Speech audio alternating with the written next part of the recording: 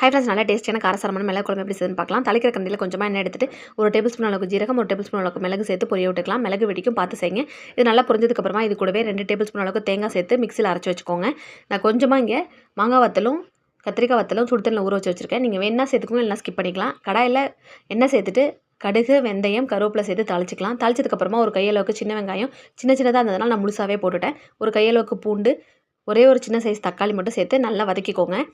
எண்ணெயில் நல்லா வதக்கினதுக்கப்புறமா குழம்புக்கு தேவையான அளவுக்கு உப்பு, 2 டீஸ்பூன் அளவுக்கு குழம்பு மிளகாத்தூள், 1 டீஸ்பூன் அளவுக்கு மல்லித்தூள், கொஞ்சமாக மஞ்சள் தூள் சேர்த்து எண்ணெயிலே ஒரு தடவை நல்லா பரட்டி விட்டுட்டு நெல்லிக்காய் சைஸ் புளி ஊற வச்சிருந்தேன். அந்த புளி தண்ணி, நம்ம அரைச்சி வச்சிருந்த தேங்காய் பேஸ்ட்டு எல்லாத்தையுமே சேர்த்துட்டேன். குழம்பு கொஞ்சம் தனியாகவே இருக்கட்டும், கொதிக்க கெட்டியாயிடும் உங்களுக்கு.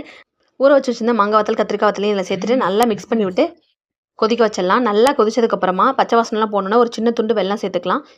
வெல்லம் சேர்த்ததுக்கப்புறமா லோ ஃப்ளேமில் வச்சு குழம்பு உங்களுக்கு எந்த திக்னஸ் வேணுமோ அந்தளவுக்கு நல்லா கொதிக்க வச்சுருங்க. கொதிக்க வச்சா சூப்பரான மிளகு ஜீரக குழம்பு ரெடி ஆகிடும். சளி இருமலுக்குலாம் ரொம்ப நல்லது. ட்ரை பண்ணி பாருங்கள். பை.